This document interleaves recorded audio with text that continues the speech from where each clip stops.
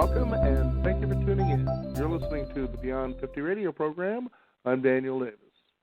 Many of us encounter from time to time that one particular person out there that seems to just get under our skin.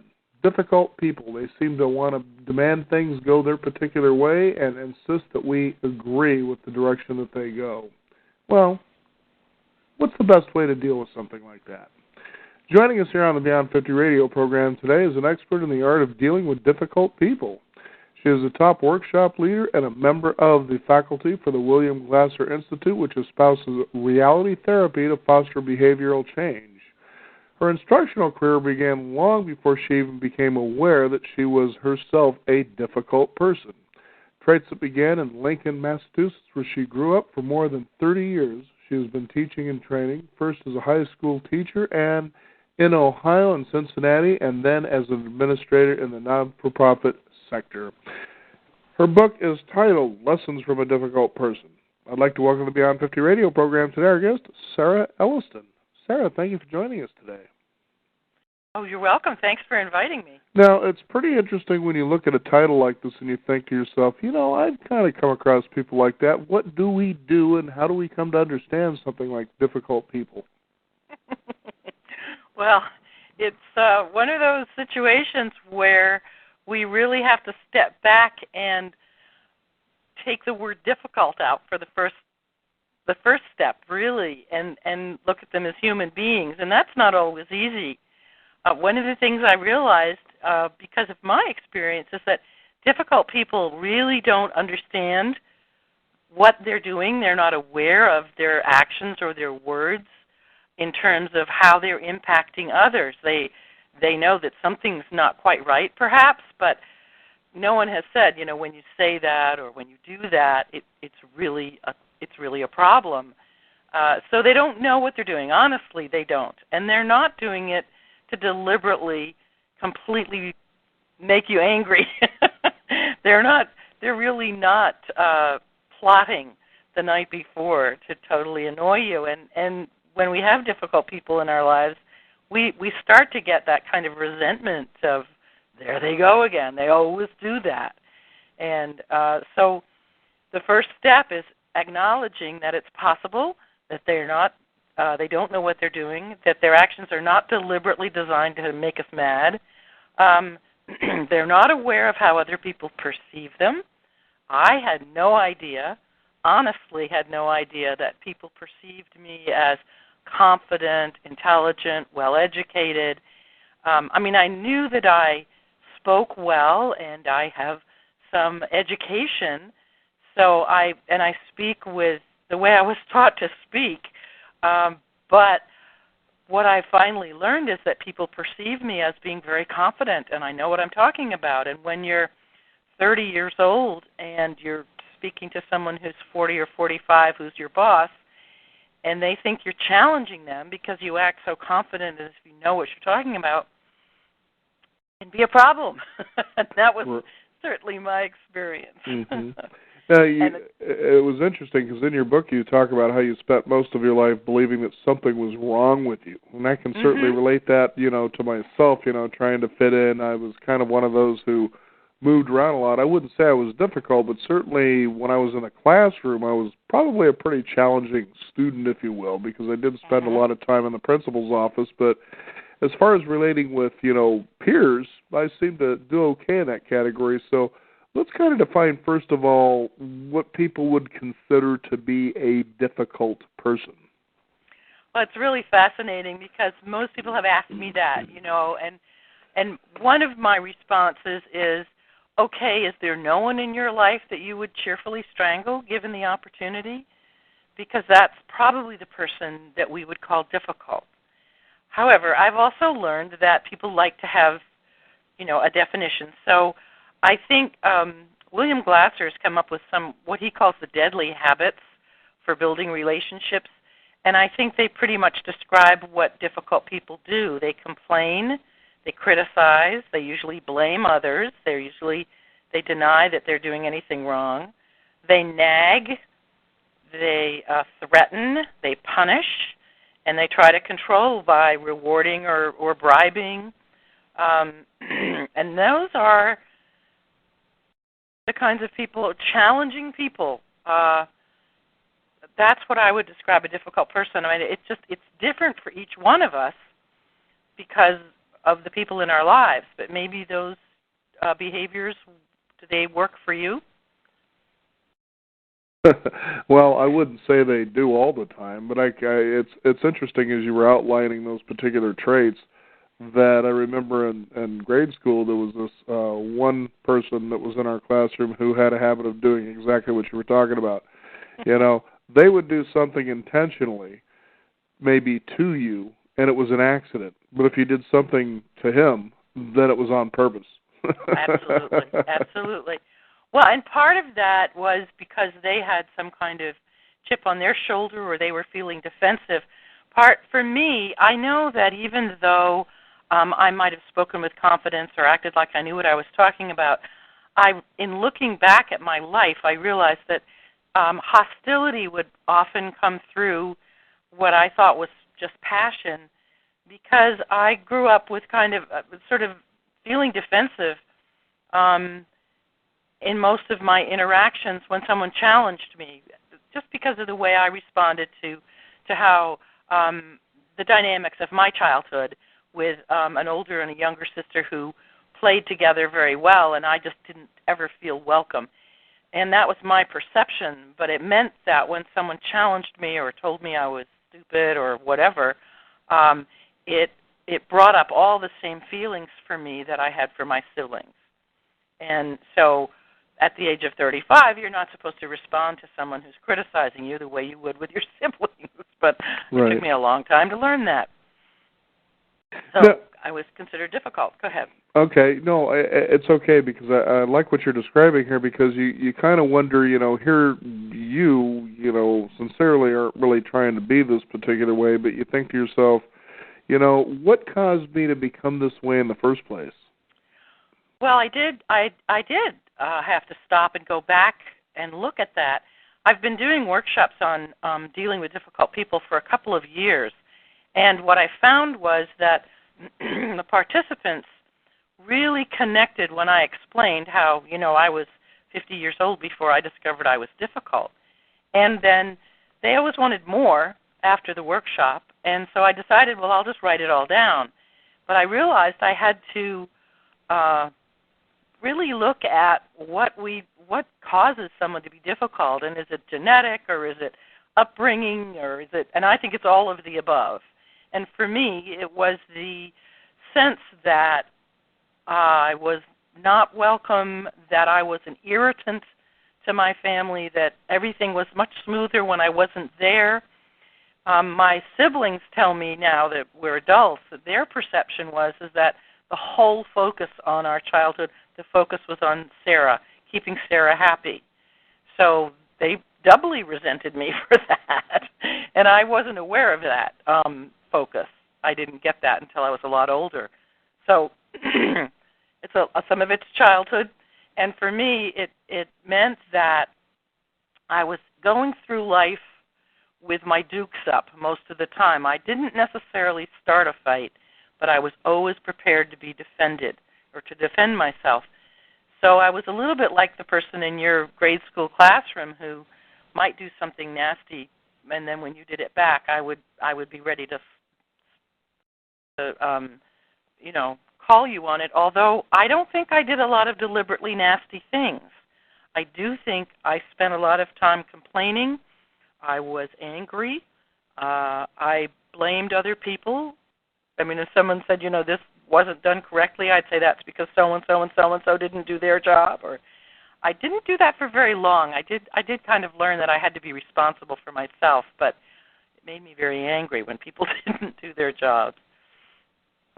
Now, it's interesting because you talk about in the book that there's a difference between feeling and facts, and that a lot of times people, for instance, difficult people perhaps, believe their feelings are the facts. And I've certainly run into that situation from time to time over the years. Yeah.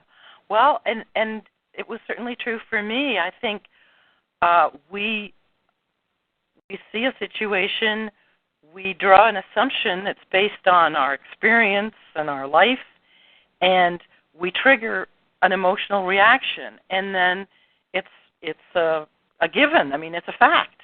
My best example is when I was in my 30s, and I honestly felt that calling a woman who is over the age of 18, calling her a girl was really an insult. It was really like using the N-word. You know, it was really not something that you should do. And anyone who did really needed to be educated on that. I think I struck out a lot of times, but I really tried to educate them. When I was at a social event, and one of my friends said something about he was going out with this new girl and he really liked her. And I said, "Oh, are you dating someone in high school?" And he said, "What are you talking about?" And I said, "Well, if she's over 18, she's a woman. She's not a girl." And he looked at me and he said, "Sarah, that's your opinion. That's the way you'd like to be called. That isn't true. It's not a law of physics." And it was really a surprise to me. I mean, I felt so strongly about it that it didn't occur to me that it wasn't a fact. And that's the best example I can give for that in my life, of when I realized, oops, I'm operating out of my opinion and my desire and my inborn resentment that, you know, someone's always out to get you and it's probably going to be a man, you know, whatever. So that's something that difficult people probably share with me. And actually, the exercises in the book, that's what you're referring to when you talk about that chapter, those exercises are really designed for the people who are dealing with a difficult person. So the book is really written for all of us who have a difficult person in our life that we don't know what to do with or how to talk to, or we have someone in our life that we haven't spoken to for 5 years and we'd really like to rebuild the relationship because they're a family member. And after a while, you only have so many family members left, right? So you don't want to have this long-standing hiatus in your relationship. But you know they're difficult, and you know they're going to argue with you, and so what do you do? And so the exercises in the book, and the fact versus feeling is one of them, they're designed to help the reader look at themselves, first of all, to define the behavior, but get real clear and specific and unemotional about what the other person says and does, and then to look at themselves to see if they can take the emotion out of their conversation. Not that they're going to be cold, but that they're not going to be responding, not be triggered by whatever the difficult person says. Does that make sense? Absolutely. Mm-hmm. So that's what that was about. So for me, the fact versus feeling was an awakening. But for the reader, it also refers to when you hear stories about this person is always this way, or the chatter around the office or the team is, oh, they always do that, just ignore them, they're just like that, they always do that. Well, that's somebody's observation, but is that actually a fact? Is what you observed every time? And is your reaction to whatever it is they do, is that a fact or is it a feeling? And if it's a feeling, then you can do something with it. One of the things I like to say or point out when I'm talking about the book is that Dale Carnegie said, it isn't what you have or who you are or where you are or what you're doing that makes you happy or unhappy. It's what you think about it. And honestly, it's what we think about the difficult person that's going to help us have a relationship with them or not. You know, I'm reminded years ago, before I got into the radio business, I was bartending in a place, I think it was like a cattle company or something like that. Mm-hmm. And there was somebody who was like that. She was self-assured, just act like a know-it-all, you know, sort of a thing. And it was a situation that was really funny because when we would, get a ticket in, to make these drinks, we would, to me anyway, the training I had from other places I worked is you line these things up according to the ticket. Now, in this place, they had it where there were sodas, for instance, it'd be root beer, Coca-Cola, whatever the case was, and what I didn't know is that there were actually different colored straws for these things that needed to go into these glasses, which I thought was kind of ridiculous. Look, it's lined up. This is, what's with this different colored straw nonsense? And most of the people that I worked with, in fact, didn't really seem to really care less what straw was in the cup. They pretty much understood, oh, there it is. Okay, it's kind of lined up like this, and they went. But she constantly complained about that. And I just remember one particular time, there was somebody there, and then she was doing that same kind of nonsense, when are you going to get it together, da-da-da-da-da. And I said, it's interesting because everybody else seems to understand that the drinks line up with the ticket. She's the only one who's anal about the straws. And this girl at times drove me nuts, because she was so self-assured, like her way was the way it was, and the rest of the world was screwed up, and you think to yourself, how do you deal with something like that and not get, discouraged, upset, or just downright, I'm going to slap you upside the head if you don't knock it off. When I'm not picking straw out of my teeth, I'm usually a pretty intelligent person. And you think to yourself, you got to work in an environment with something like this, but to me, I kind of moved to a point where it was more entertaining than irritating to me. I think it kind of reverts to the idea of Sun Tzu's Art of War: when your enemy is angry, irritate them. And I kind of took some pleasure at doing that. Well, I that's what I was going to suggest, is that if she was the only person that it really bothered, I mean, the other wait staff weren't complaining. They figured out, if it's in this position, it's root beer, and in this position, it's ginger ale or whatever. That my reaction would be when she says, when are you ever going to learn? I said, probably never. It's not going to happen. This is the way I work, or something, which is kind of humorous. Because that's not enough that she's going to go to the boss and report you and blah, blah, change your, job or get you fired or whatever. So that's a fun example of where you can just deflect it, especially when they're asking you when you're going to learn, and you're never going to because nobody else requires it except her. So, what are some steps that people can consider when they're in a situation like, because I've seen people get left twisted in the wind by people like this. You mean like the woman that right. you're working with? Mm-hmm. Well, in that case, as I said, I would grow a little thicker skin if she's the only one complaining, and there's a whole bunch of them, right? There's a lot of wait staff. This sure. is one that's complaining. But really, the more serious issues, the first step is sitting down and saying, okay, what exactly does the person say, and what actions are they taking? Because we tend to describe people's actions and what they say with very emotion-laden words, like calling them, headstrong or manipulative or narcissist. I can't believe how many people are calling each other narcissists these days. It's sort of like, how does that help us? You put some label on something, and it doesn't give us anything to work with. It's just a label. So what words is the person using? What actions are they taking? That's the first thing. And honestly, it's not easy to do the first couple of times because, she's always being rude to me. She's always whatever. And my reaction is, and okay, I can tell that it's rude. And what words does she use? What tone of voice does she use? And when you get that clear and you write that down, then you look at, what impact does it have? It has an impact on you.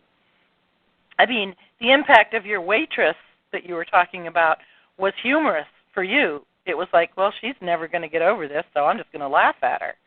But for the people to whom it's sort of eating their lunch, the impact on you is, or on that person, is that it's very distressing. They can't focus on their work. They can't do their job, whatever the impact is. They can't concentrate on phone calls or whatever. Does that make sense so far? Absolutely, yes. Okay, so what's the behavior? What's the impact? And then what's the consequence of the behavior? In other words, there's an impact that has on me or on the customer, and if the consequence is we're losing customers or we're getting, in your case, we're getting the drinks all mixed up and confusing all the wait staff, if all of them wanted their straws of different colors the way that she did, the impact would be that all the drink orders are screwed up, and the consequence is that the customers are kind of annoyed. And the consequence then of not using the correct straws would be maybe you need to go back for retraining, or maybe you need to work somewhere else if you can't do it our way. So, and that I totally understand, because you're right on the money. I've seen people that'll come into situations where, I'm going to do it this way. That's just the way it is. And everybody else becomes very frustrated at the fact that, well, no, this just isn't working. It's just not flowing well here. And, maybe we're better off just sending them down the highway, as you say. Well, unless they're really good at it, if there's one thing that they're doing that's annoying everybody else, that they can't get the straws right, but they can get the drinks up really fast, then maybe it's a matter of sitting them down and saying, when you don't get the straws the right color, it means that the wait staff gets all confused. The customers are really angry and frustrated because they're being given the wrong drinks, and we're going to start losing money. We'd like you to work here. We think you're fast and efficient. Can you learn the straws? Is that something you could possibly do? And you could say, the consequence of not learning the colors of the straws is that you're going to have to leave, but we don't want you to leave because you're a good worker. So that's a simple example. So it sounds to me like a good way to perhaps deal with a difficult person is to kind of speak more in positives, like moving them in a positive direction rather than pointing out something as a negative, which you were talking about in your book. Criticism is one of those very difficult things for, I guess, difficult people to relate with. Criticism is, I think, completely useless. Feedback on, you're walking this way, and that's hurting your knees, and it's going to continue to hurt your knees until you walk the correct way. It's not criticism, it's feedback. You put the straws in the drinks incorrectly, and it's screwing everybody up. We have, this color for root beer, this color for ginger ale, this color for the orange drink, and you're not doing that, and it's screwing up all the wait staff, and it's hurting the customers, and we need you to do it the way we've taught you. Can you do that? That's not criticism. That's just a fact. So criticism would be something like, good Lord, can't you ever get anything right? That's what she was doing to you. She was being critical of you. You're never going to get this. You're screwing us all up. Of course you weren't. But so criticism is something about your personality or that kind of a comment. And people talk about constructive criticism, and you've probably seen this in the book. I have a mentor named Sid Simon who thinks constructive criticism is constrictive criticism, that there is never an opportunity for constructive criticism, for criticism to be constructive. It's usually destructive. And I think if you're making a comment about a behavior or word choice, and you're talking about its impact and the consequences of the impact, that isn't construed as criticism as much as, we think you're wonderful, but you really shouldn't ever say this, but you're really wonderful, this sort of sandwich thing about, but when you talk this way, you're really being mean to the rest of us or something. I don't know what, I can't think of a criticism quickly enough off the top of my head, but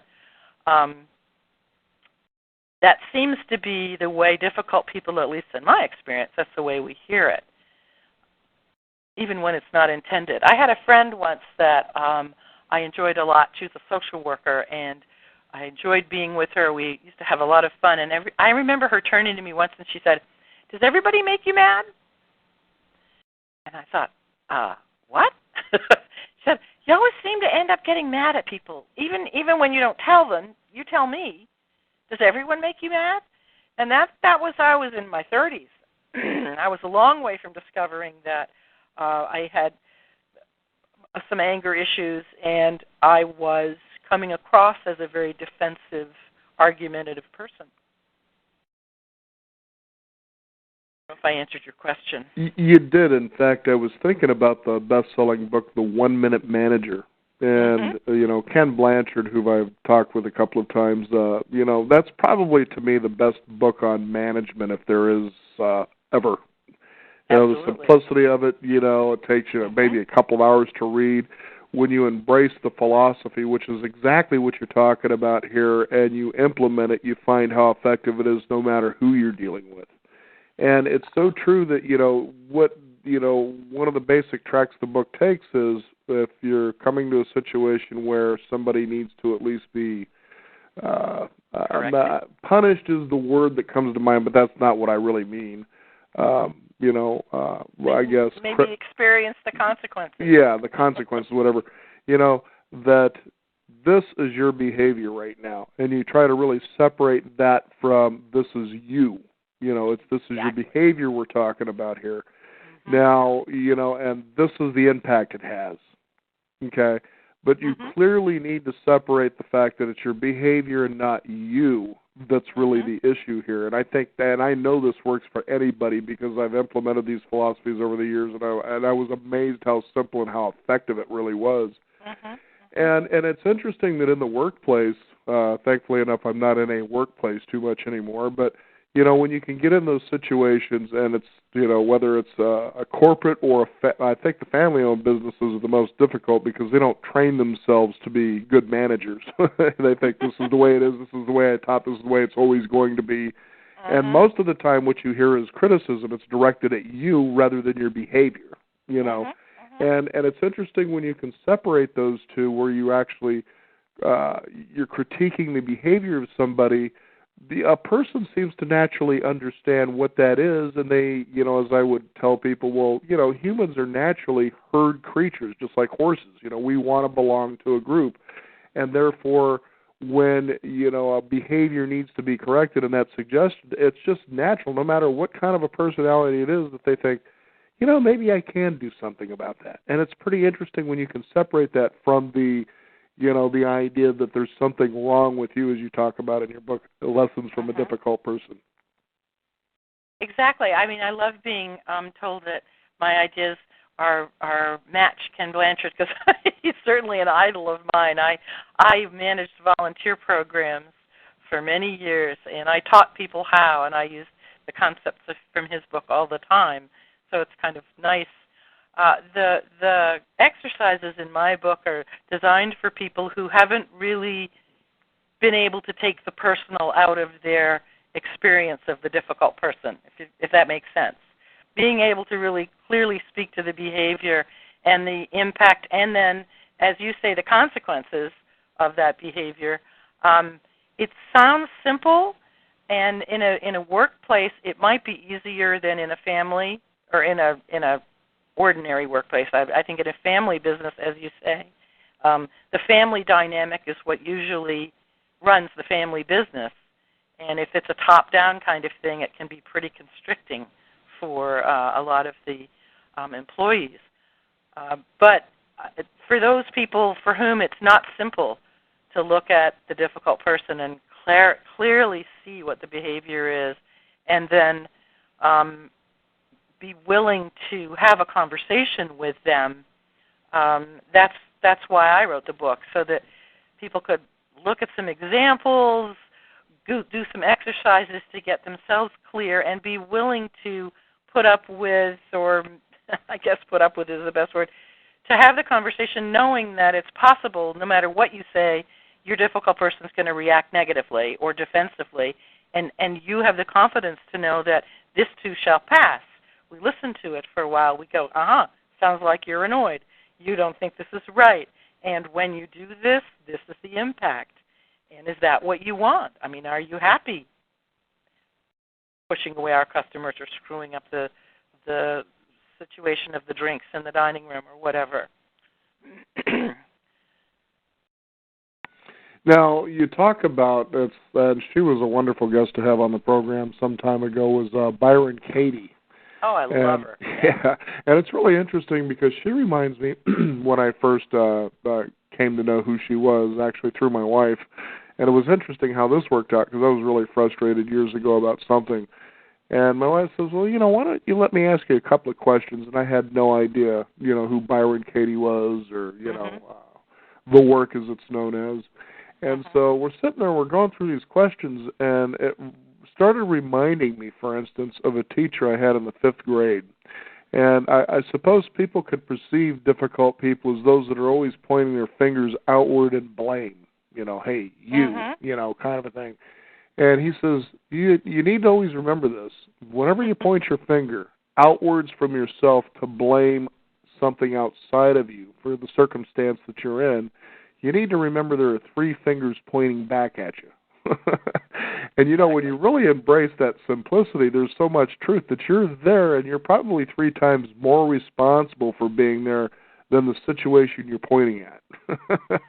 Yeah, exactly. And she talks about it, and you write about this, that so you have to ask yourself, you know, one of 3 questions. Am I in my business? Am I in their business? Or am I in God's business? Kind of give us an idea what that means. I love that concept, and I could have made the whole book about Byron Katie's work, but this is the concept that has really impacted the participants in my workshops. There's everything to do with me is my business, and anything to do with you is your business. And anything else, the weather, politics, whatever, the way your car is running, all of that is God's business. And so the one thing I can do anything about is my own business. And we are constantly tempted to get into other people's business. We live in a world that is almost completely codependent, or we are encouraged to be codependent in the sense that if someone has a problem, everybody wants to jump in and fix it. Well, it's their problem. So we can listen. We can maybe offer some suggestions if they ask for them, but it's really their business. And it's really, I think, very difficult to stand back and say, oh, my God, I wonder what this person's going to do, because it's not my business to figure it out for them or to manipulate them to do it the way I think they should. But I have a kind of a stake in how they feel or what they're doing, and it's a challenge, I think, for us to be really clear that only if it's got to do with me is it my business.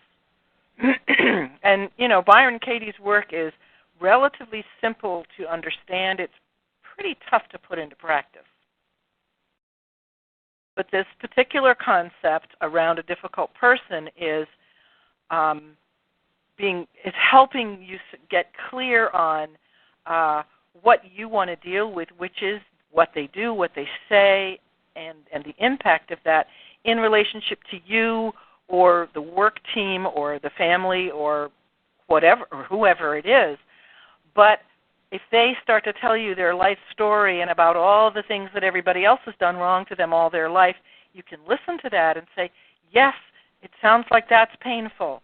And this is right now, because you can only deal with what's in front of you that's your business, and you don't have to get trapped in theirs.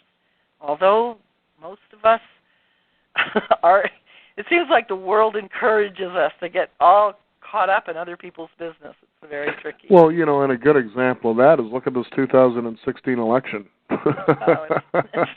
You know, I mean, really living in Portland, Oregon, all of a sudden you had people out in the streets, mostly the younger millennials, you know, out there jumping up and down, throwing a tantrum because their president didn't win. They didn't care about, you know, what the facts were behind any of it. They just cared that my person just didn't win, and I'm going to go out and I'm going to, you know, take retribution on that. And literally, it was happening. We were seeing businesses with their windows being busted in, people's getting their cars damaged, this, that, and the other. And you're thinking to yourself, you know, how do you kind of work with something like that? But you kind of realize, well, you know, you can only throw a tantrum so long before you run out of energy. Yes, I don't think I've had one radio interview. I've done about 25 radio interviews about the book, and I think Mr. Trump has come up in all of them, or the electoral process has come up at least, and talking about difficult people or staying in your own business. And my response is usually people only change their behavior, and this is true for your difficult person, when the impact and the consequences of not changing is greater than whatever reward they're getting for what they're doing. And so I don't see any particular incentive right now for Mr. Trump to stop doing any of the things he's doing because it's working for him. And for those people for whom it's not working, they need to look at what they can do and stop pointing fingers, as your grade school teacher said. Just pointing fingers doesn't help anybody. It's just one finger out and three fingers coming back. But we're not invited to be responsible for our own behavior in our culture either, I don't think. And that is one thing my book is inviting people to do, is to be responsible for their own behavior. I wrote a blog back during the election, during the whole campaign process, when I was asking, when did the United States become a place where we expected someone to, quote, create jobs? Aren't we supposed to go get them ourselves? Right. And just this whole concept of let's elect this person or that person, because that person will do this for me. And my reaction was, well, wait a minute. If we're a democracy, aren't we supposed to be doing it? You know, somewhere in there's a piece gotten changed that I missed. You know, and it's interesting you bring this up too, Sarah, and I'm glad because it sounds like you and I think alike in this direction here. Is my attitude was, okay, so you're pointing out that, you know, let's say we'll just pick on Donald Trump since that's, you know, who everybody seemed to pick on. You know, and you say, okay, well, he's a racist. So what are you doing about racism if that bothers you so much? Well, he's a misogynist. Well, what are you doing about that since that bothers you so much? You know, and this was one of those campaigns that brought up a lot of stuff. But most of that stuff came from people who weren't taking personal responsibility for their own lives. You know, they were leaving it up to somebody else to be the leader that guides them to the promised land and becomes disappointed when that particular leader wasn't the one that they wanted, you know, in the first place. And it was just so obvious when you would see things on Facebook and Twitter and all this social media, and you're thinking, have these people really lost their minds? Have they just decided to give up that much power, personal power, to believe that somebody else is supposed to take care of all these things for them? You must have a lot of time on your hands. I hadn't really looked at it from quite that perspective, but I do. I relate to the fact that it's easier to criticize than to act, and I think people have been lulled into believing that voting was all they needed to do, and I don't think that's true anymore. I think one of the things that the election has done is to galvanize an awful lot of people. I mean, you've got the Women's March coming on Saturday, and I don't know what that's going to change, but it's at least going to help them feel better about women's issues. So, and they're all over, you know, they're having them all over the country, and you've got local organizations. At least I live in Cincinnati, and there's local activities going on to demonstrate and act against racism. I think because of the comments that Mr. Trump made in his campaign, for some reason, all the people in our country who are anti-Semitic or racist or misogynistic felt approved that it was okay to be that way. And I personally wish they weren't that way, but I can't make them different. I can certainly act to demonstrate, and there's a whole movement about when I see someone being mistreated for a racial issue. For example, I don't know if you've heard about this, but there's a number of, I've seen a lot of posts about it on Facebook. So if I see someone being taunted, a Muslim or Hispanic person, and someone is taunting them and talking to them in public and saying negative things to them, rather than confront the naysayer or the criticizer, to go up to the individual that's being criticized and start a conversation and invite them for coffee and just pull them out of the situation and be in their corner, so to speak, rather than trying to confront the criticizer. That's the kind of activity that I'm looking forward to seeing a lot happening in our culture, in our country, so we can actually work together. And it would sure be nice if our people who are in leadership roles, and that's the president and plenty of other people, actually made statements that were not incendiary. But that's just my opinion, Yeah, it certainly is interesting when it comes to perception, isn't it? Oh, totally. Yeah. And part of what I'm saying in the book is that a lot of our emotional angst, if you will, a lot of our hostility, or a lot of whatever we saw happening after the election in terms of the violence that you are speaking of, that came because of how they thought about Mr. Trump or the election. And if we realized how powerful our thoughts are, we would never think a negative thought, because it just brings so much negativity to us. And that's a whole other story. But I do talk a lot about taking that criticism out of our approach to other people and to the world, because it doesn't solve anything. All it does is create problems. So it sounds to me like something that I think our listeners can certainly take away from the book today is that to deal with a difficult person is to learn how to deal with yourself. Yeah, actually, that's probably true. I'm not sure I could have put it quite so clearly as you did.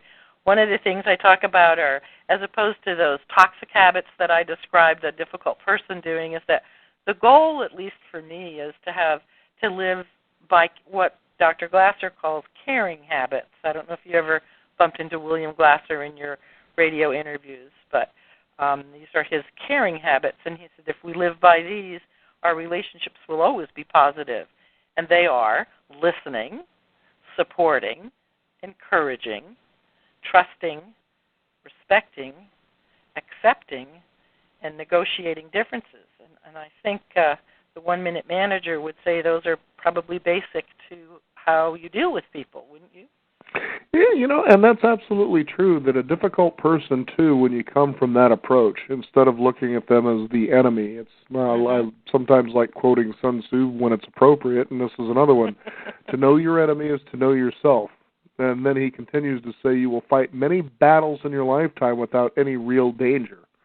And when you think of the insightfulness of that, the idea that many of those battles are battles you're fighting with yourself, this difficult person outside of you is just reflecting a battle you've already had.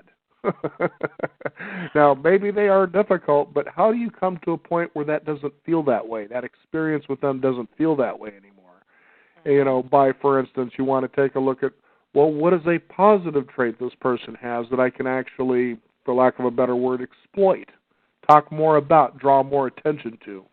And it was as a guest had said on the program many years ago, I believe it was Gary Zukav, was saying, isn't it interesting how when you begin to change the way you see and experience that person, they begin to change around you. In other words, you could be in a group of people, they show up, and they automatically change their behavior because you're part of that group. You've had an impact on them like that. Rather than being that difficult person where the whole group's go, oh, here they come again. Pretty soon they're like, boy, who is this person? Well, this is da-da-da-da-da, and, this is who they are, and it's pretty fascinating, actually. Well, Dr. William Glasser is the founder of reality therapy, which is one of the modalities that I'm very familiar with that I think is it invites people to be responsible for their own behavior rather than blaming their childhood or whatever. Anyway, what he always said was, if you change what you do, you'll change. If you change how you view, wait a minute. If you change what you do, you'll change how you view. Sorry, I got it backwards there. So that if you change your behavior, i.e., if you're more positive, looking for the positives in the other person, lo and behold, you start looking at them differently. And I know that when I was married, I used to do that. I'd start making lists of all the things I loved about my husband, and my God, he got to be more lovable. Isn't that true? Well, he probably was pretty lovable anyway, but our relationship improved anyway because I took the hostility out of it. But, it's, yes, I love your quotes of Lao Tzu. They're very helpful. Well, they certainly have been effective over the years, that's for sure, because I realized that most of those battles I was fighting, not that I ever felt that I was a difficult person, but if I was, I began to realize, well, I don't have to be, that I could take, as you said, personal responsibility for every situation that I'm in.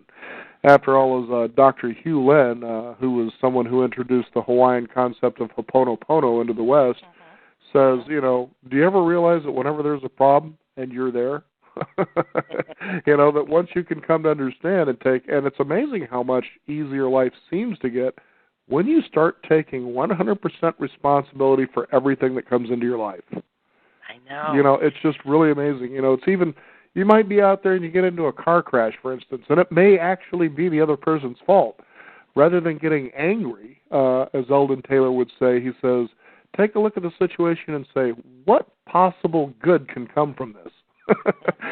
Right there you're accepting 100% responsibility for what has happened. You're not saying, that guy crashed into me, that may be true, but you're saying, what good, how am I responsible here, and what good happens from this? And he says, you'll be amazed that usually almost all the time there's more good that comes out of a bad situation than more bad. I completely agree. I've had the experience of waking up Saturday morning and discovering that all my documents, all my files on my personal computer have been encrypted by someone who wanted lots of money in order to give them back to me. And I've decided not to pay them that money, and the files that I really need I can get from other people because I had shared them around over the years. And I've been looking at it and thinking, if someone would come through and do that with all the paper in my office, I'd probably be able to see what I was doing. It's it's like a house cleaning that you didn't really ask for. And so without thinking about it, I was trying to find a positive way to look at the experience. I've been fairly frustrated working with a laptop instead of a PC, and I found myself being tested in terms of my difficultness with the computer people that have been repairing my PC, and they're doing a great job, and I'm calling them and saying, when are you going to be done? And finally I said, never mind. When you're done, you call me, and I will deal with the various activities that I have to do using my laptop. And live made my life so much more peaceful to do that. Now, Sarah, is there a website people can find out more about your work and how to get the book, things like that? Sure. It's my name, Sarah, that has an H. Last name is Elliston, ELLISTON.com. And that's my personal website for this book, and you can find out more for the book about the book. You can buy the book there. It's also on Amazon.com, and when you go to my website, it'll take you to Amazon to get the book. The other reason to go to my website, just if you want to learn more about me or how I think, and if you sign up to be on my email list, and I promise you I'm not planning to send lots of emails, you'll get a couple of pages from my workshop. You'll get the first chapter of my book for free as an ebook, and also the 3 pages from my workshop that kind of get the process started for looking at people differently. Well, Sarah, I want to thank you for joining us here on the program today. This is always one of those subjects that's just so enjoyable to talk about because it helps us kind of come to see, get that looking glass and reverse it and take a look at ourselves and realize, it's up to us to actually make the world a better place, regardless of how difficult people outside of you may be. It's always going to be possible. Well, I really enjoyed talking to you, Dana. Thanks a lot for inviting me. You bet. Thank you again for being on the program today. Our guest today is Sarah Elliston, and the book is Lessons from a Difficult Person. Sarah Elliston joining us here on the program. We want to thank you out there for listening, tuning in, figuring out how to discover more about yourself. You can also discover more by visiting us at beyond50radio.com. That is the number 50. Sign up for our weekly e-newsletter and stay up to date with what's going on in the world of Beyond 50 as well as upcoming programs. I'm Daniel Davis. Thank you for tuning in. This is the Beyond 50 radio program, and remember, live your day past halfway.